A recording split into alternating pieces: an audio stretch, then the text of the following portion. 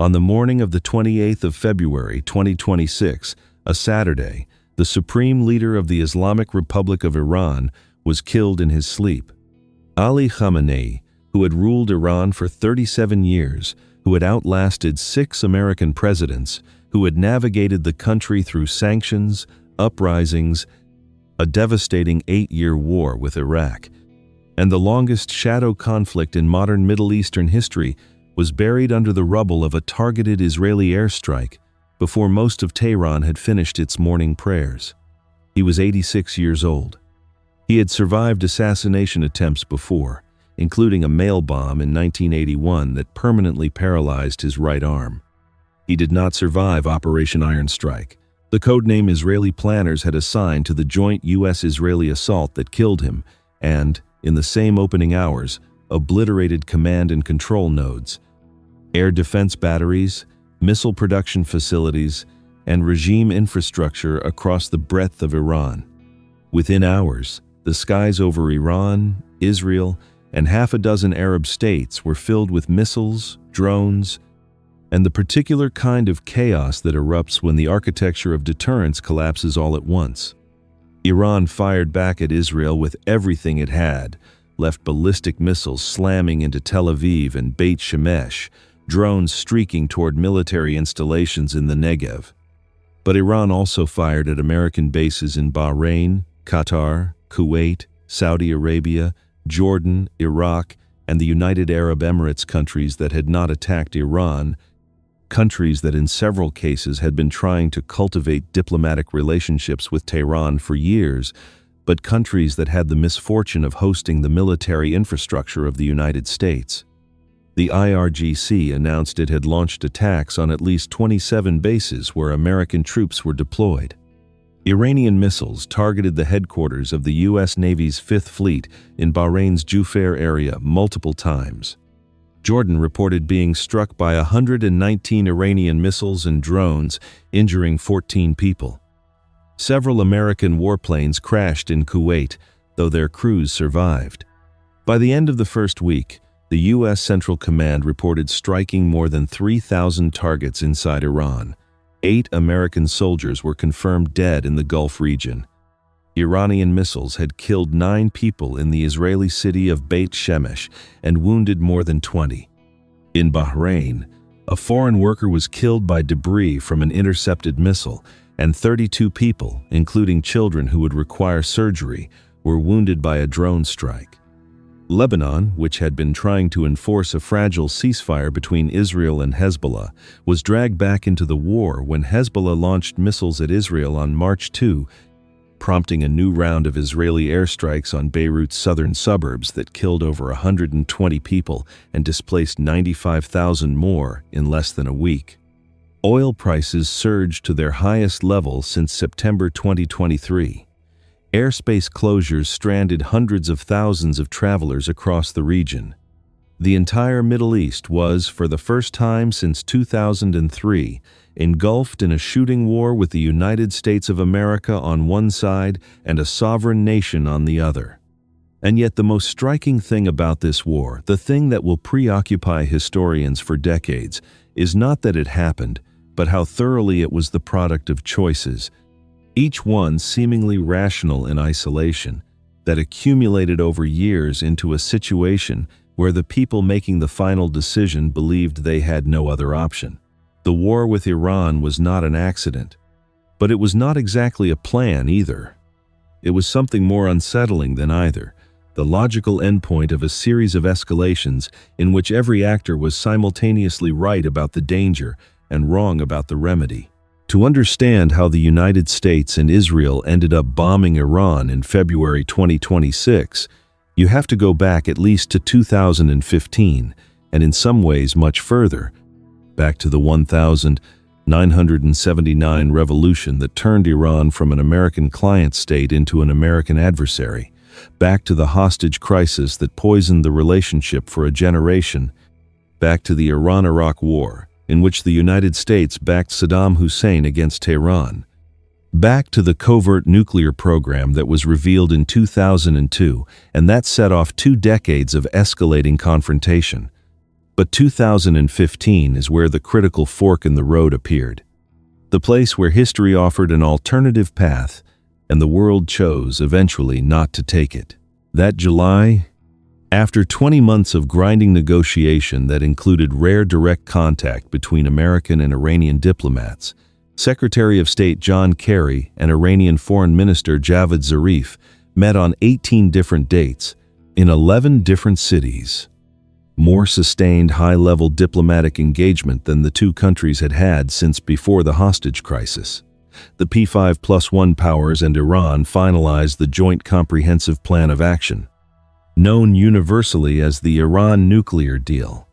The JCPOA was, depending on your perspective, either the most significant non-proliferation achievement since the end of the Cold War, or an elaborate exercise in wishful thinking by Western powers who wanted to believe that a theocratic regime could be bribed into behaving like a normal state.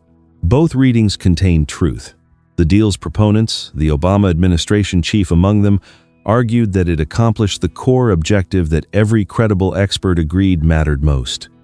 It pushed Iran's nuclear breakout time from a few months to more than a year, giving the world ample warning and response time if Tehran ever lunged for a weapon. Under the agreement, Iran would reduce its stockpile of low-enriched uranium by 97%, from 10,000 kilograms to 300 and limit enrichment to 3.67%. Far below weapons grade and sufficient only for civilian power generation and research, it would mothball thousands of centrifuges. It would redesign its heavy water reactor at Arak so that it could no longer produce weapons-grade plutonium, closing off the second pathway to a bomb. And it would submit to the most intrusive international inspection regime ever imposed on a sovereign country, with IAEA inspectors granted long-term access to every declared nuclear site. In exchange, Iran got what it desperately needed: relief from the sanctions that had been strangling its economy since 2012, access to over $100 billion in frozen assets, and a path back into the international financial system. Iranian oil exports climbed back above 2 million barrels a day. Inflation slowed. The rial stabilized. For a brief moment, it looked like the deal might produce not just nuclear restraint, but a broader opening, the kind of diplomatic thaw that, over decades, could reshape the entire region. The IAEA verified repeatedly that Iran was holding up its end of the bargain. Every 90-day certification confirmed compliance. The verification regime was working. The deal was working, in the narrow technical sense that arms control professionals care about. But it was working inside a political environment that was profoundly hostile to it. And this is where the story truly begins. Because the JCPOA had enemies from the moment it was conceived, and those enemies were powerful, patient, and ultimately victorious. Israel's Prime Minister, Benjamin Netanyahu, a man whose political identity had become inseparable from the Iranian threat over the course of 3 decades in public life, who had spent years warning in increasingly apocalyptic language that a nuclear Iran represented an existential danger to the Jewish state, gave an extraordinary speech to a joint session of the U.S. Congress in March 2015, weeks before the deal was finalized. The speech, which was arranged by the Republican Speaker of the House without the knowledge or consent of the Obama White House, was itself an act of diplomatic warfare. A foreign leader using the legislature of Iran's chief negotiating partner to sabotage an agreement while it was still being negotiated. Netanyahu called the JCPOA a capitulation and a bad mistake of historic proportions. He was not subtle. Saudi Arabia, which viewed Iran through the lens of a sectarian rivalry between Sunni and Shia Islam that stretched back to the 7th century, was furious that it had not been consulted and regarded the deal as the United States choosing Tehran over Riyadh. Republican hawks in Washington saw the agreement as naive at best and dangerous at worst, a giveaway that enriched a regime that was simultaneously funding Hezbollah in Lebanon, Hamas in Gaza, the Houthis in Yemen, and an archipelago of Shia militias across Iraq and Syria.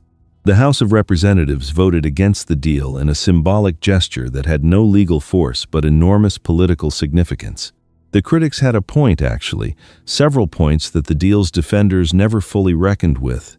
The JCPOA did not address Iran's ballistic missile program, which was developing weapons capable of delivering a nuclear warhead across the region and potentially, in time, to the United States itself. It did not address Iran's network of proxy forces, which were fighting wars, assassinating opponents, and destabilizing governments from Beirut to Baghdad to Sana'a. And the deal contained sunset provisions, meaning that in 10 or 15 years, many of the most important restrictions would expire, and Iran would be free to expand its nuclear infrastructure again, this time with international legitimacy and vastly more technical knowledge than it had possessed before. The concern was that the JCPOA was not preventing an Iranian bomb, but merely delaying it, and that the delay came at the cost of strengthening the regime economically and diplomatically in the interim. What the critics never answered convincingly, what they still have not answered, is what the alternative looked like. More sanctions? Iran had built its nuclear program under sanctions. A military strike? The Pentagon had concluded repeatedly that bombing Iran's nuclear sites would delay the program by only a few years while guaranteeing Iranian retaliation and regional war. Regime change? The last time the United States had attempted regime change in the Middle East, it had produced the Iraq War. The critics did not have a plan. They had an objection. But the objection was enough, because the objection had a precedent. On the 8th of May 2018, Donald Trump, who had campaigned on the promise to kill what he called the worst deal ever negotiated, announced that the United States was withdrawing from the JCPOA and reimposing the full suite of sanctions that had been lifted. John Bolton, the arch-hawk who had just become National Security Advisor the previous month and who had spent years publicly advocating for bombing Iran, had pressed hard for withdrawal, and Trump obliged with evident satisfaction. The decision was opposed by every other signatory to the agreement. France, Germany, and the United Kingdom issued a joint statement insisting that the UN Security Council resolution endorsing the deal remained the binding international legal framework.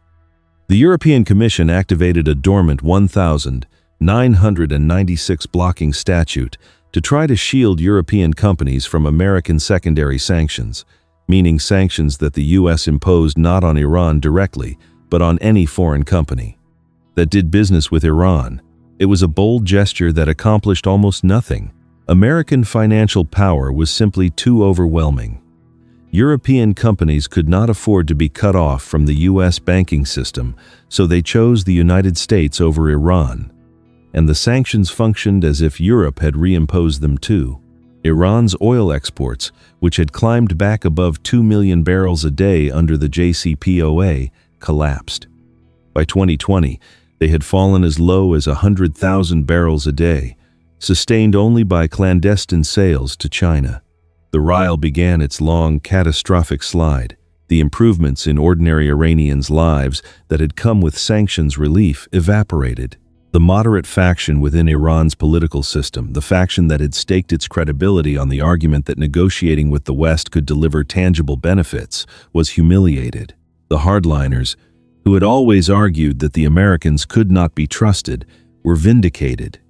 The theory behind maximum pressure was superficially coherent: crush Iran's economy so thoroughly that the regime would have no choice but to return to the negotiating table and accept a far more comprehensive deal, one that addressed not just the nuclear program, but also the missiles, the proxies, and the regional aggression, with no sunset provisions and no escape clauses.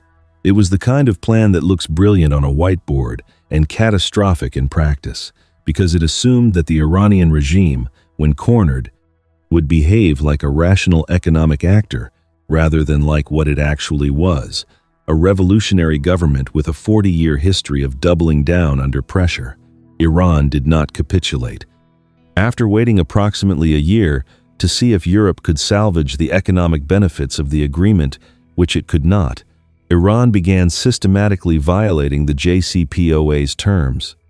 It enriched uranium past the 3.67% limit. It expanded its stockpile beyond 300 kilograms. It installed advanced centrifuges that could enrich uranium faster and more efficiently. It enriched to 20%, then to 60%, a level that has no plausible civilian application and requires only a short technical sprint to reach the 90% needed for a weapon. By the time the IAEA published its spring 2025 report, Iran had accumulated enough highly enriched uranium for approximately 9 nuclear warheads. The breakout time that had been pushed to over a year under the JCPOA had collapsed to approximately 1 week, meaning that if Iran decided to build a bomb, the world would have essentially no warning before it was done. Maximum pressure had not prevented Iran from approaching the nuclear threshold. It had removed the constraints that were keeping Iran away from it and provided the motivation to race toward it.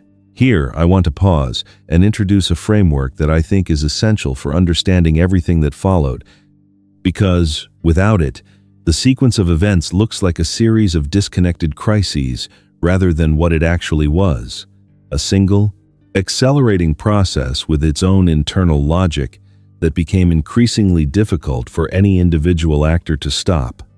The framework is this. The story of how the US and Israel ended up at war with Iran is fundamentally a story about the collapse of the diplomatic alternative, and the way that collapse was simultaneously caused by and used to justify the military alternative. This is not a simple feedback loop. It is something more like a ratchet mechanism, a device that allows movement in only one direction.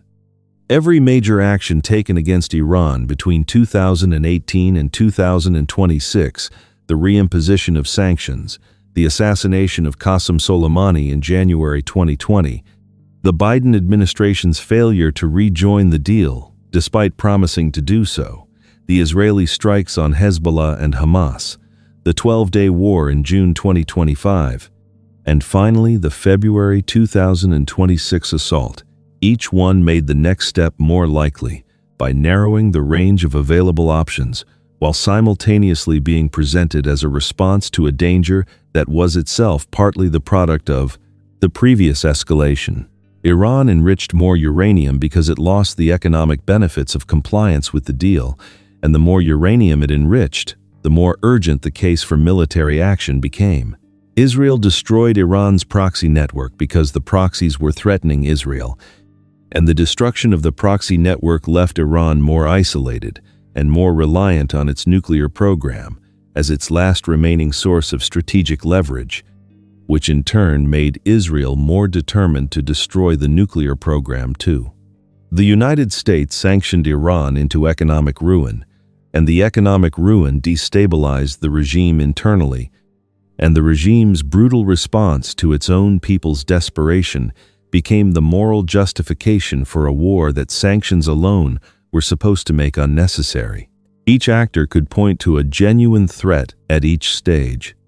None of them could see, or perhaps none of them wanted to see, that they were collectively building the machine that would produce the outcome they claimed to be trying to prevent.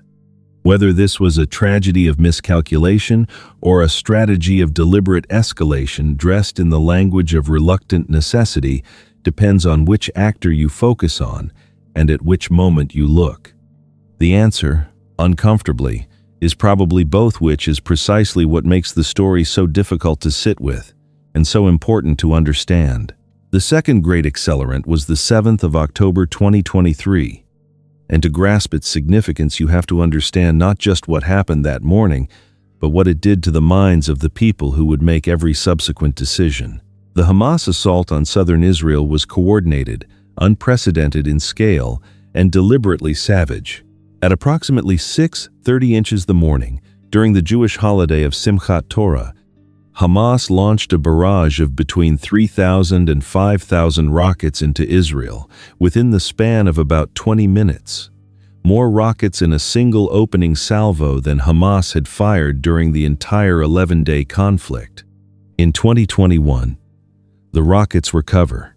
Simultaneously, approximately 3,000 militants, later revised to 6,000, breached the Gaza-Israel barrier at 119 separate points, using explosives, bulldozers, and motorized paragliders. They overran military installations. They massacred civilians in their homes in kibbutzim like Be'eri, Kfar Aza, and Nir Oz. They attacked the Nova Music Festival near Re'im, where nearly 400 people were killed in what became the single deadliest event of the day.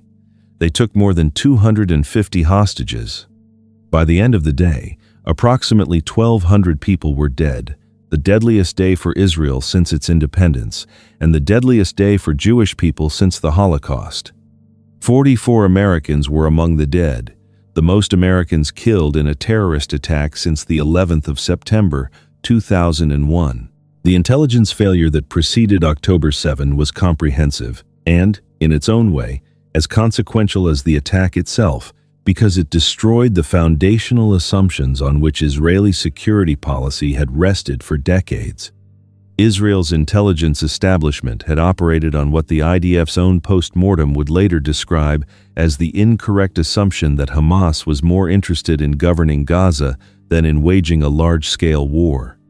Hamas had systematically employed deception to reinforce this perception, and it worked, because the assumption was comfortable, and because the institutional culture of Israel's military and intelligence apparatus discouraged dissent.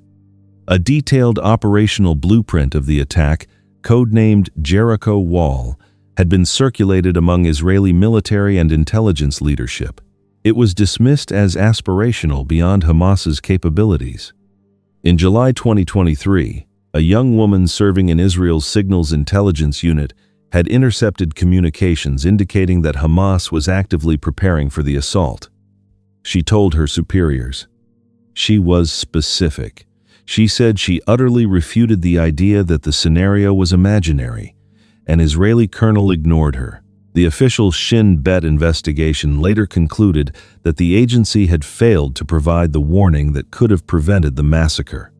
A separate investigation by Haaretz found that the IDF had reduced funding and personnel dedicated to monitoring Hamas, focusing instead on rocket sites while ignoring troop movements, training exercises, and the activities of Hamas's military leadership. Cultural conformity had been fostered among officers. Senior commanders silenced subordinates to protect their own positions. The result was the worst intelligence failure in Israeli history, and it happened not because the information did not exist, but because the institution was incapable of hearing what its own people were trying to tell it. What October 7 did to Israeli politics and strategic thinking cannot be overstated. It shattered the assumption that had underwritten decades of security doctrine, that technological superiority and intelligence dominance made a large-scale ground assault from a non-state actor functionally impossible. It produced a national trauma so deep and so immediate that it restructured the entire political landscape around a single imperative, never again, and that imperative was interpreted by Netanyahu and by the security establishment that coalesced around him in the aftermath as requiring not merely the destruction of Hamas in Gaza, but the systematic dismantling of Iran's entire regional architecture. The logic was straightforward, and in its own way compelling. Hamas was funded and trained by Iran. Hezbollah was funded and armed by Iran. The Houthis were funded by Iran. The Shia militias in Iraq and Syria that had been attacking American bases since October 8 were funded by Iran. The proxy network was the threat, and Iran was the hand that moved the pieces. If you wanted to ensure that October 7 could never happen again, you had to go to the source. In the days immediately following the attacks, Netanyahu reportedly ordered the killing of the leaders of Hamas, Hezbollah, and the Iranian officials he held personally responsible, including, ultimately, Ali Khamenei himself. That order, given in the white heat of the worst crisis in Israel's history, would take more than 2 years to fully execute. But its logic set the trajectory for everything that followed, and once that trajectory was established, it proved extraordinarily difficult to alter. The campaign that unfolded between October 2023 and February 2026 was one of the most consequential military operations in modern Middle Eastern history, and it proceeded in stages that each seemed to have their own internal logic, while collectively building toward a confrontation with Iran itself that Israel and eventually the United States either could not or chose not to avoid. First came the war in Gaza, which began within days of October 7, and which became, by any metric, one of the most destructive military campaigns of the 21st century. Israel's stated objective was the destruction of Hamas's military and governmental capabilities, and it pursued that objective with a ferocity that reflected the depth of the national trauma. The Gaza Strip was subjected to an air campaign of extraordinary intensity, followed by a ground invasion. By the time a ceasefire framework was eventually negotiated under American pressure, more than 48,000 Palestinians had been killed, according to Gaza's health ministry. The humanitarian crisis was immense: famine conditions, collapsed medical infrastructure, millions displaced within a territory roughly the size of Philadelphia. A growing number of scholars, international organizations, and human rights groups described what was happening in language that Israel vehemently rejected. But the strategic objective was achieved, at least in military terms. Hamas's command structure was shattered, its senior leadership killed or scattered, its capacity to threaten Israel from Gaza reduced to a fraction of what it had been. Then came the Northern Front. For nearly a year after October 7th, Hezbollah had been firing rockets across the border into northern Israel. Not a full-scale war, exactly, but a sustained campaign of harassment and escalation that had launched more than 8,000 rockets into Israeli territory by September 2024, killed dozens of soldiers and civilians, and forced the evacuation of roughly 60,000 to 80,000 Israeli civilians from their homes in communities near the Lebanese border.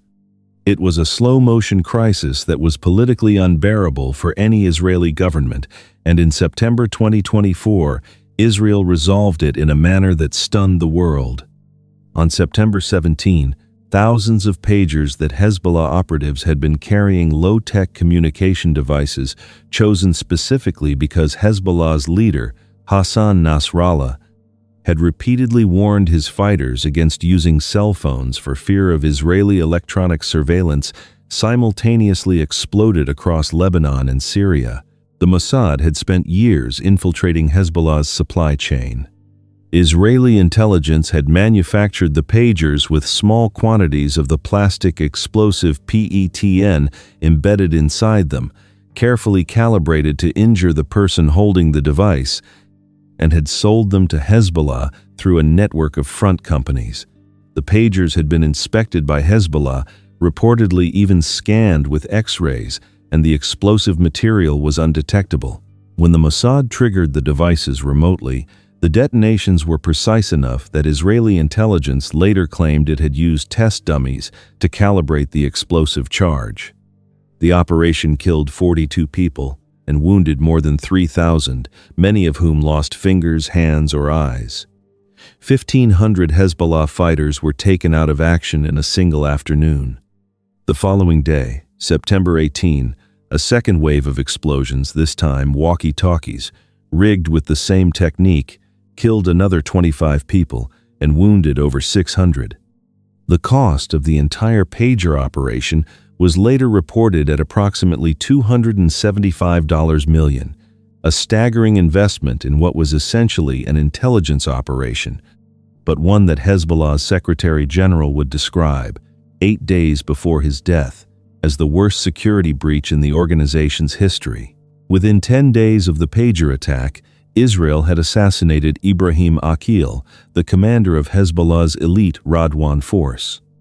And then, on September 27, the Israeli Air Force delivered the blow that changed the strategic landscape of the entire Middle East.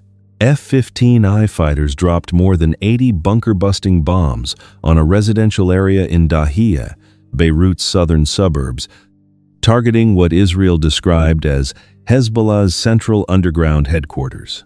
The target was Hassan Nasrallah, the man who had led Hezbollah for over 32 years, who had transformed it from a guerrilla faction into the most powerful non-state military force in the world, who was both the architect of the organization's missile arsenal and the embodiment of Iranian influence in the Levant. He was killed instantly. Also killed in the strike were Ali Karaki, commander of Hezbollah's southern front, and Abbas Nilfarushan, deputy commander of the Islamic Revolutionary Guard Corps and the IRGC's senior officer in Lebanon, a signal that Israeli operations were not limited to Lebanese targets, but extended to Iranian military personnel wherever they said could be found. Nasrallah's designated successor, Hashem Safiuddin, his cousin and a cleric who was seen as Khamenei's preferred choice to lead the organization, was assassinated 6 days later in a separate airstrike. On October 1, Israel launched a ground invasion of southern Lebanon, the largest military operation on Lebanese soil since the 2006 war. By late 2024, Hezbollah's senior leadership had suffered the heaviest casualties in the organization's entire history. Estimates placed Hezbollah's combat deaths since October 2023 at nearly 4,000 fighters, more than 10 times its losses during the entire 2006 war. A ceasefire was reached in November 2024, mandating Hezbollah's disarmament in southern Lebanon. But the organization that emerged from that ceasefire was a shadow of what it had been. Leaderless, militarily degraded, and financially crippled by the need to provide long-term medical care to thousands of maimed fighters. The destruction of Hezbollah was part of a broader pattern that was simultaneously dismantling Iran's strategic position across the region at a speed that Tehran could neither match nor meaningfully resist. In December 2024, the Assad regime in Syria, Iran's oldest and most important Arab ally, the keystone of the land bridge through which weapons, money, and fighters had flowed to Hezbollah for decades, collapsed in less than 2 weeks. A rebel coalition led by Hayat Tahrir al-Sham launched an offensive from the northwest on November 27 that swept through Aleppo in days, captured Hama by December 5, took Homs by December 8, and entered Damascus the same day, all with almost no meaningful resistance from a Syrian army that had been hollowed out by 13 years of civil war, endemic corruption, a dependency on the Captagon drug trade that had turned the country into a narco-state, and the withdrawal or weakening of every external backer that had propped it up. Russia, consumed by its grinding war in Ukraine, had been pulling personnel out of Syria for years. The Wagner Group mercenaries who had once bolstered Assad's forces had been redeployed to the Ukrainian front. Iran, reeling from the destruction of Hezbollah and its own military losses in the direct exchanges with Israel, could not help.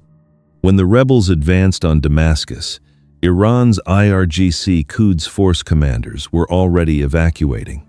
Bashar al-Assad, whose family had ruled Syria for 53 years, who had gassed his own people, who had survived everything the Syrian revolution and the international community had thrown at him, fled to Moscow, where he was granted asylum. His brother Maher took a helicopter to Iraq before proceeding to Russia. The 53-year Assad dynasty ended not with a bang, but with an airlift. The loss of Syria was not just a strategic setback for Iran, it was the collapse of an entire strategic concept.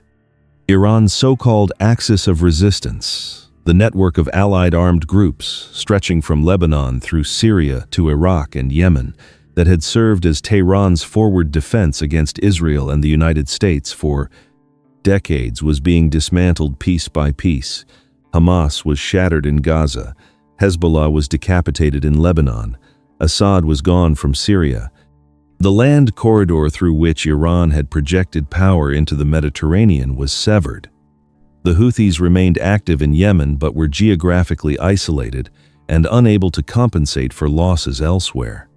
Iran was more alone, more vulnerable, and more strategically exposed than it had been at any point since the Iran-Iraq War of the 1980s.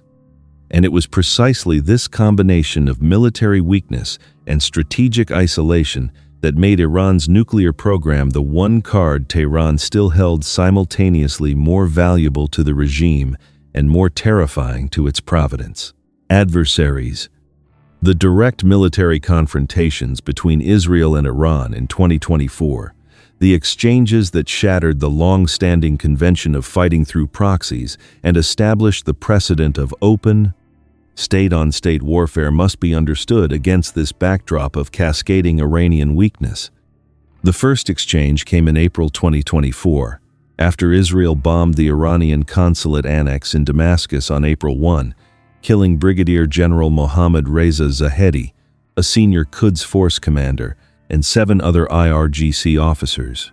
Iran responded on April 13 with what was, at that point, the largest drone strike in military history, more than 170 drones, dozens of cruise missiles, and over 100 ballistic missiles launched at Israel in a single coordinated wave.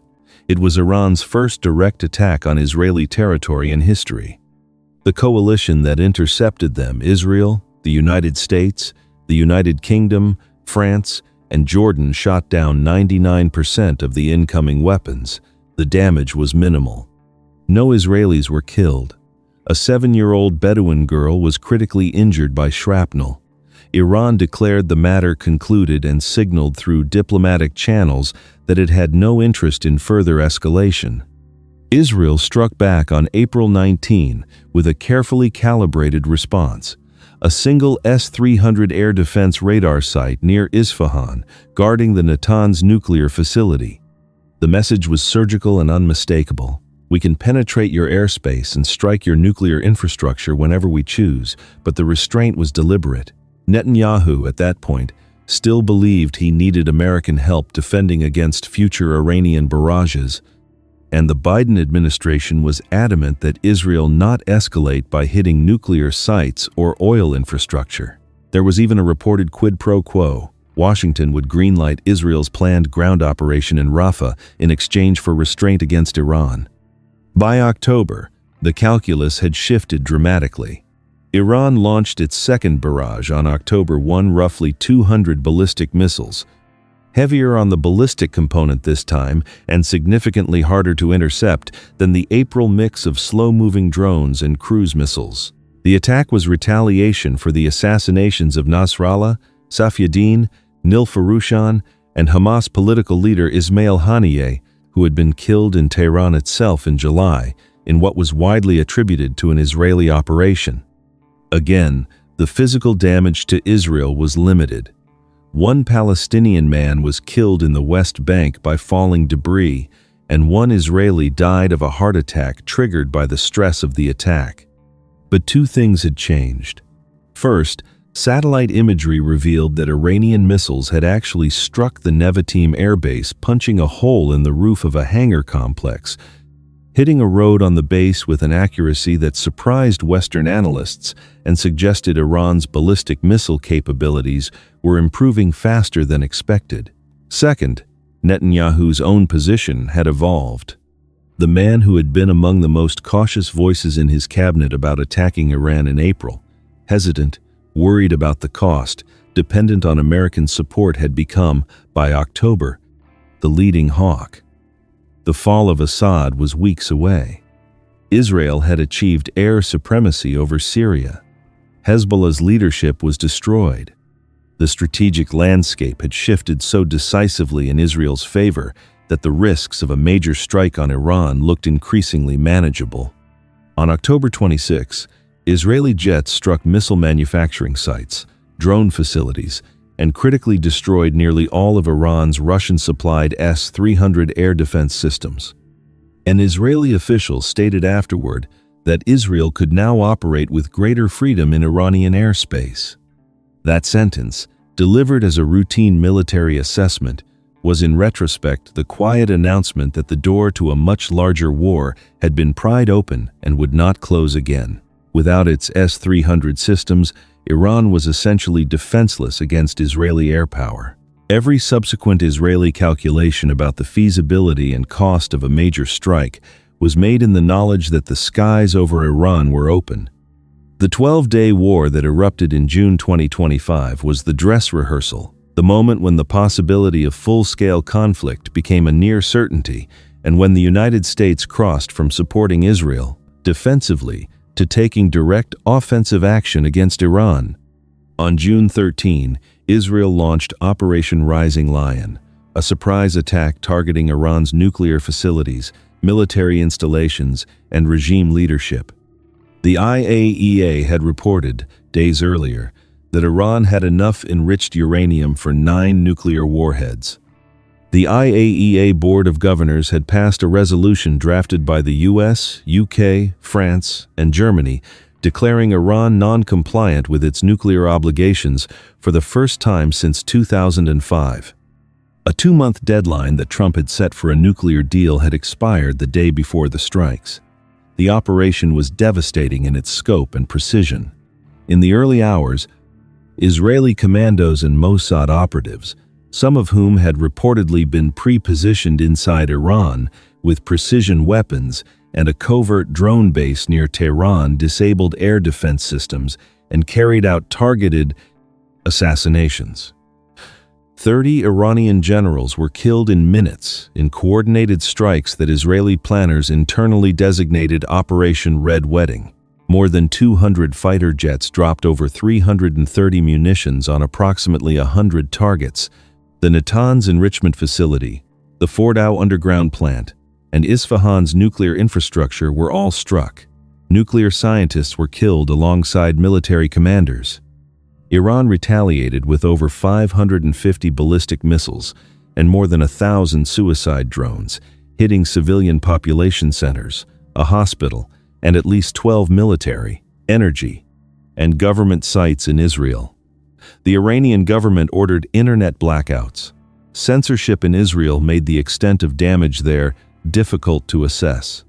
And then, on June 22, the United States crossed the Rubicon. American forces struck 3 Iranian nuclear sites, Fordow, Natanz, and Isfahan, using weapons specifically designed to penetrate the deep underground facilities that Israeli munitions could not reach. It was the first time the United States had taken direct offensive military action against Iran. In response, Iran fired missiles at a U.S. base in Qatar, and the Houthis in Yemen declared the American strikes a declaration of war. A ceasefire was brokered on June 24 under intense American pressure.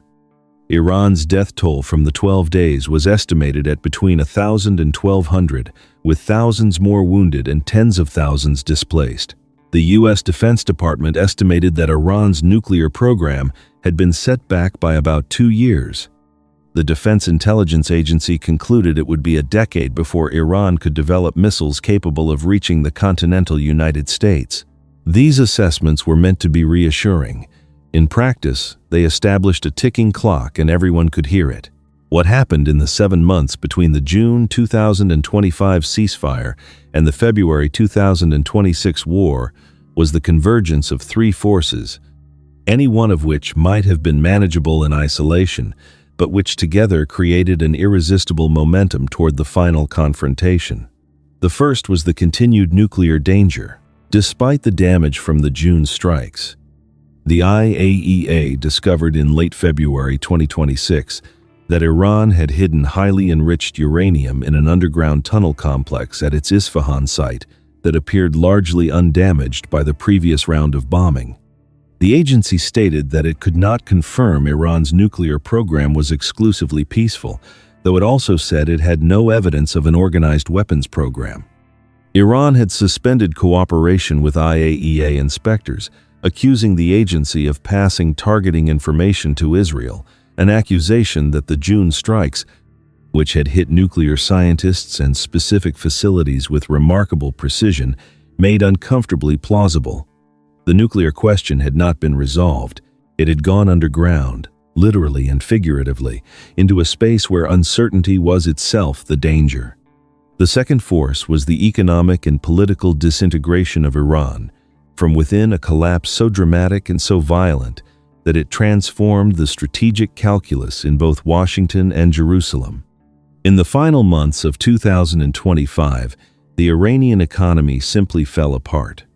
The rial, which had been trading at roughly 700,000 to the US dollar in January 2025, fell to $1.36 million by December, a loss of half its value in less than 12 months.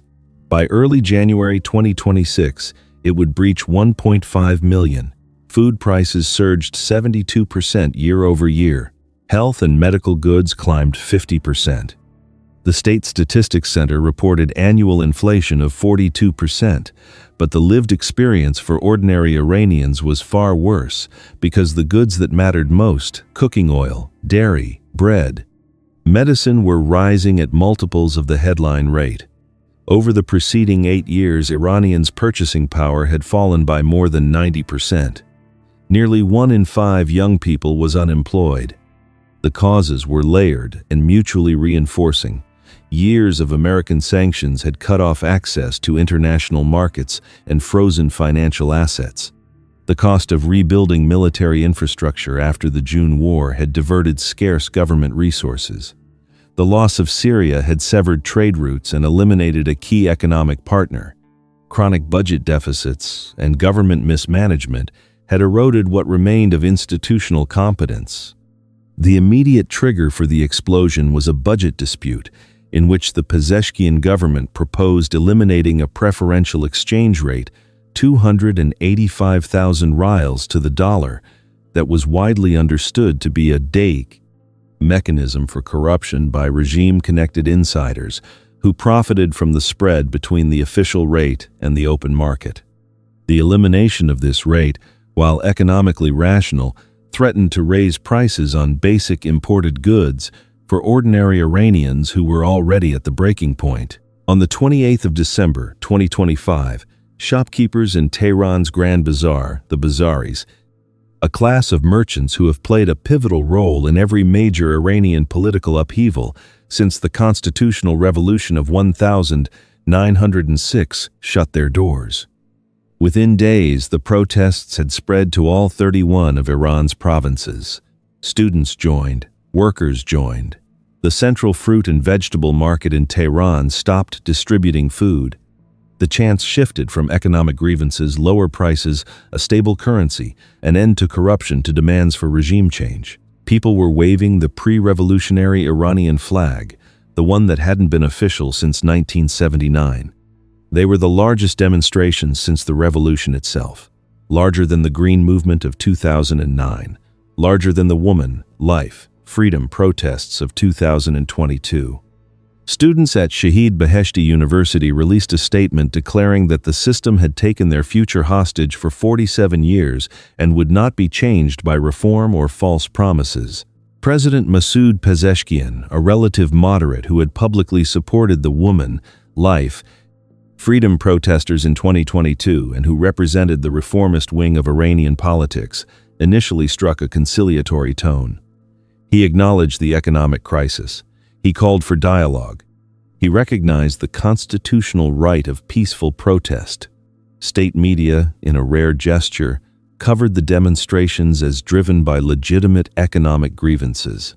A new central bank governor was appointed.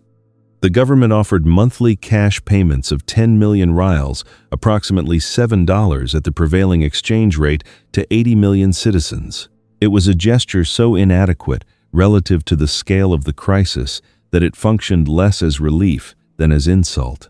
But Pezeshkian did not control the security apparatus. He never had. The IRGC did, and the supreme leader did.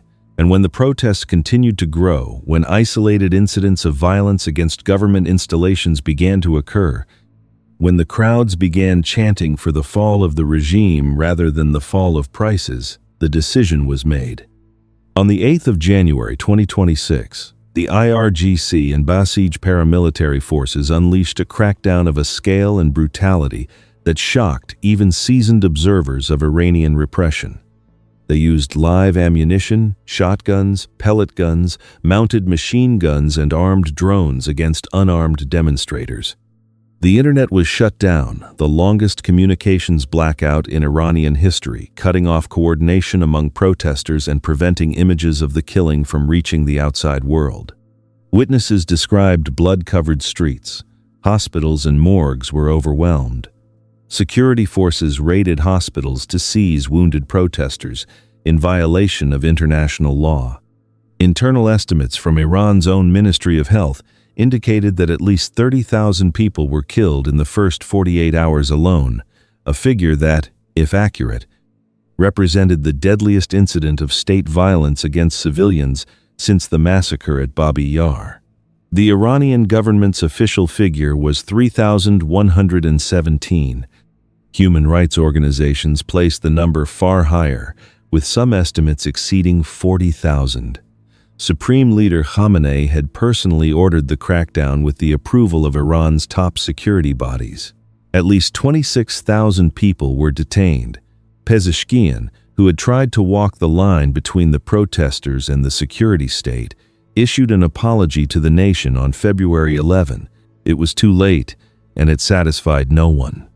The massacre became the third force driving the war, because it provided the United States with something it had not previously possessed in sufficient measure: a moral argument for regime change that resonated beyond the narrow world of non-proliferation policy and strategic calculation. Donald Trump, who had returned to the presidency in January 2025 and had restored his maximum pressure campaign against Tehran while simultaneously pursuing nuclear negotiations, warned publicly that the U.S. would intervene militarily if Iranian security forces continued killing protesters. The warning went unheeded, or perhaps it was received exactly as Trump intended it, as a predicate for action rather than a genuine attempt at deterrence. In the weeks that followed, the administration began the largest military buildup in the Middle East since the 2003 invasion of Iraq. There were already 40,000 to 50,000 U.S. troops in the region, stationed across large permanent bases and smaller forward sites in Qatar, Bahrain, Kuwait, the UAE, Saudi Arabia, Iraq, and Jordan. More were coming. Carrier strike groups repositioned. Non-essential embassy staff and family members were ordered to depart Israel. China urged its citizens in Iran to evacuate. The diplomatic track, such as it was, continued in parallel, mediated by Oman. Indirect talks in Muscat on February 6, then in Geneva on February 26. But the American demands were ones that no Iranian government could accept and survive: a permanent end to all uranium enrichment, the dismantling of the ballistic missile program, and what amounted to a fundamental alteration of the regime's identity as a revolutionary state. On February 20, Trump issued a 10-day deadline. On February 25, Iran's foreign minister said a historic agreement was within reach. On February 27, Oman's foreign minister announced that Iran had agreed to degrade its nuclear stockpiles to the lowest possible level. It was not enough. On February 28, the deadline expired, and the bombs began to fall. There is a version of this story in which the war was a carefully planned Israeli objective that used American power to achieve what Israel had wanted for decades: the destruction of the Iranian regime and the permanent elimination of the nuclear threat. The evidence for this interpretation is considerable. Israel's defense minister, Israel Katz, disclosed in early March 2026 that the strikes had originally been scheduled for mid-2026, but were moved up. Netanyahu had reportedly set the assassination of Khamenei as an objective as early as November 2025. The Israeli Security Cabinet had authorized additional strikes on Iran in a 5-hour meeting on the 5th of January 2026, 3 weeks before the Geneva talks even began, in an operation codenamed Iron Strike. A member of Netanyahu's coalition openly acknowledged that elections would be called early to capitalize politically on the war.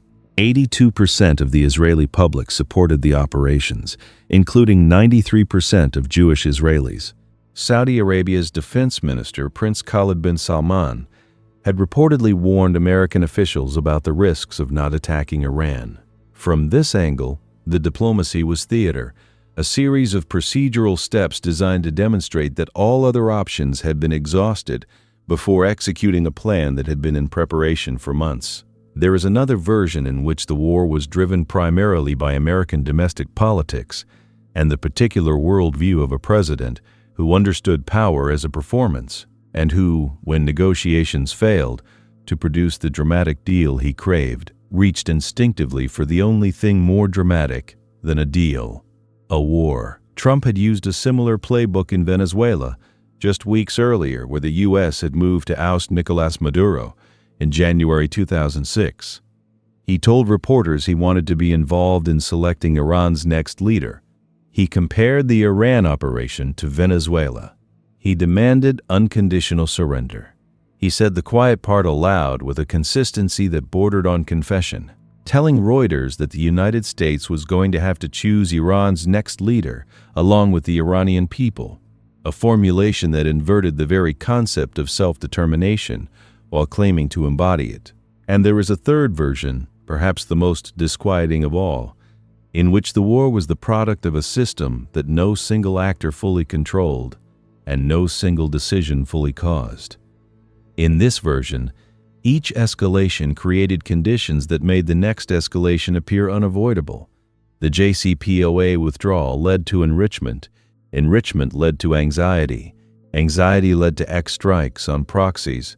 The destruction of proxies led to economic collapse. Economic collapse led to regime brutality.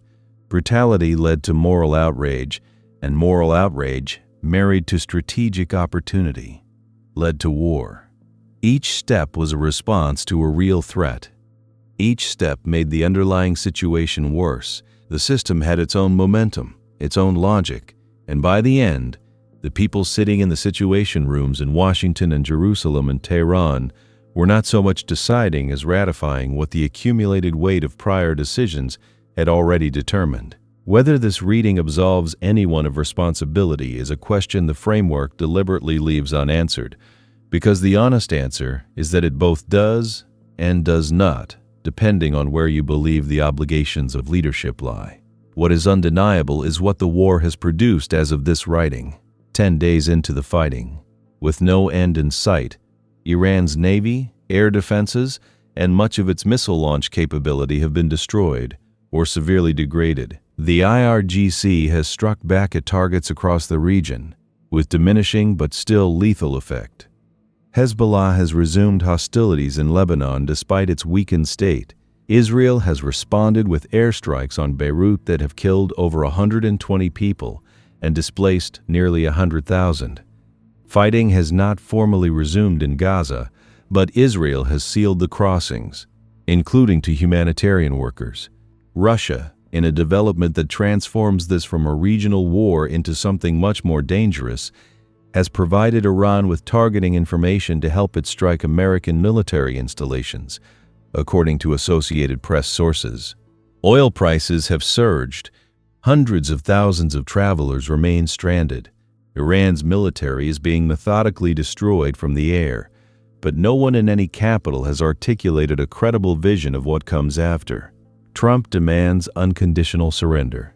Iran's foreign minister has rejected ceasefire negotiations and declared the country prepared for a ground invasion. Israel's army chief has said the war will likely continue for a long time. The European response has fractured along predictable lines. The Commission president reportedly supports regime change. NATO's Secretary General has called Iran a threat and expressed support for the strikes. The European Council on Foreign Relations has called the operation an illegal war of choice. Legal scholars debate. The UN expresses concern. None of it bends the trajectory of events. The historian will note the ironies, because the ironies are where the meaning lives. The JCPOA, which was designed to prevent exactly this war, which was working by every technical measure which the IAEA had certified as effective, was destroyed by people who said they wanted something better, and the result was nothing at all, followed by the war. The maximum pressure campaign, which was supposed to force Iran to capitulate or collapse, instead drove Iran to enrich uranium to near weapons grade, shattered its economy, destabilized its society, and provoked a regime massacre that became the moral warrant for an intervention that maximum pressure was supposed to render unnecessary. The dismantling of Iran's proxy network, which was supposed to make Israel safer by removing the ring of fire around its borders, left Iran cornered and desperate, and more reliant than ever on the one capability that its adversaries feared most, its nuclear program, which in turn accelerated the timeline for the very military strike that the proxy wars were supposed to obviate, and the war itself, which is being waged in the name of non-proliferation and regime change, has produced conditions: regional chaos, nuclear material of uncertain location and custody, a security vacuum in a country of 90 million people with deep sectarian and ethnic fissures, a precedent of externally imposed regime change in a region where that precedent has produced Iraq and Libya, that make both nuclear proliferation and long-term instability more likely, not less. The International Crisis Group has warned, with the understatement that is the house style of organizations that know they will be ignored, that some of Iran's possible futures could be considerably worse than its present. None of this means the war was inevitable. At any number of points, the JCPOA withdrawal in 2018, the failure to rejoin the deal under Biden despite campaign promises to do so, the decision not to restrain Israel's October 2024 strikes on Iran's air defenses, the expired deadline in February 2026. Different choices by different outcomes. The people who made those choices will argue, and some of them will argue sincerely, that they were responding to real and imminent dangers, and they were. Iran's nuclear program was a genuine threat to regional stability. The proxy networks were genuinely lethal. The regime's treatment of its own citizens was genuinely monstrous. But the question that hangs over all of it, the question that no amount of tactical success, no number of destroyed facilities, no body count of dead generals can answer, is whether this war will produce a Middle East that is more stable, more secure, and less prone to the dynamics that created the crisis in the first place, or whether it has simply cleared the board for a new set of problems whose contours we cannot yet see, but whose arrival we can already sense. The IRGC will not vanish, whatever happens to the formal government in Tehran. It is too deeply embedded in Iran's economy and society for that. The enriched uranium is somewhere, underground, possibly hidden, possibly in tunnels that survived the bombing, possibly in locations that the IAEA has not been told about and cannot access. The question of succession, who rules Iran after Khamenei, is already producing speculation about his son, Mojtaba, a figure about whom remarkably little is known outside Iranian intelligence circles. The ethnic and religious minorities of Iran, Kurds, Baloch, Azeris, Arabs, have aspirations that a weakened central government may be unable or unwilling to accommodate. The precedent has been set. If you are a regime that the United States and Israel find intolerable, and if your defenses are degraded and your allies are gone and your people are in the streets, then the missiles will come, and the stated objective will be a new government chosen, in Trump's memorable formulation, along with the United States. The war with Iran is, in the end, a story about the distance between the world as policymakers describe it and the world as it actually works. In the described world, every escalation was a response to a provocation, every strike was defensive, every deadline was a final chance for diplomacy, and every war aim was framed in the language of security and freedom. In the actual world, the escalations fed on each other in ways that the policymakers either could not foresee or chose not to acknowledge. The strikes created the conditions that made more strikes necessary. The deadlines were not invitations to negotiate, but countdowns to decisions already taken.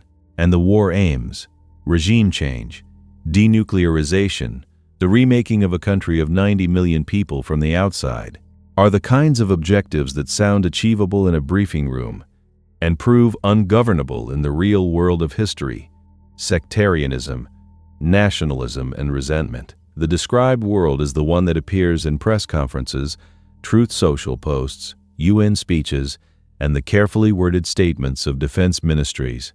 The actual world is the one where 8 American soldiers are dead in the Persian Gulf, where Iranian civilians are being pulled from rubble that was once their home, where children in Bahrain are undergoing surgery because a missile fragment found them instead of its target, where the shopkeepers of Tehran's Grand Bazaar, the people whose closing of their doors on a December morning was the first tremor of the earthquake, are sitting in silence behind shuttered storefronts in a city without internet, without a functioning currency, and now without a supreme leader, waiting to learn what kind of country they will wake up in when the bombing stops.